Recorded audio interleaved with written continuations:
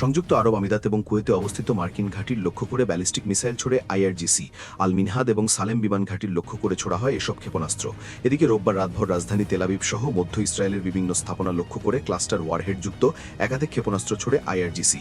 বেশ কয়েকটি মিসাইল প্রতিহত করে আকাশ প্রতিরক্ষা ব্যবস্থা। হুঁশিয়ারি জানিয়ে আইআরজিসির পক্ষ থেকে জানানো হয়, ইরানের জ্বালানি কেন্দ্রে হামলার জবাব দিতে এ পদক্ষেপ। ইরানের জ্বালানি কাঠামোয় হামলা করা হলে তার জবাব এভাবেই কঠোরভাবে দেওয়া হবে। আমেরিকার অধীনে থাকা যা কিছু আছে সবকিছুকে টার্গেট করা হবে। তবে বেশ কিছু স্থানে আঘাত হানে এসব মিসাইল, যাতে ব্যাপক ক্ষয়ক্ষতি হয়। হামলার কারণে মঙ্গলবার পর্যন্ত সকল শিক্ষা প্রতিষ্ঠান বন্ধ এবং 50 জনের বেশি সমাবেশ নিষিদ্ধ করেছে ইসরায়েলি কর্তৃপক্ষ। ইসরায়েলের প্রাণকেন্দ্রে ইরানের হামলা অব্যাহত আছে। আমরাও এর জবাবেই হামলা দিয়েছি। পাল্টা প্রতিরক্ষামূলক অভিযান আমরা অব্যাহত রাখব। এদিকে ইরান জুড়ে অব্যাহত আছে যুক্তরাষ্ট্র ইসরায়েলের যৌথ হামলা। আইআরজিসির একাধিক ড্রোন সাইটে চালানো হয় অভিযান, যাতে ব্যাপক ক্ষয়ক্ষতি হয়। এসব ড্রোন ধ্বংসের ফুটেজও প্রকাশ করে মার্কিন সেন্টকম। গেল 24 ঘন্টায় ইরানের বিভিন্ন প্রদেশে 2 শতাধিকবার হামলা করেছে ইসরায়েল যুক্তরাষ্ট্র।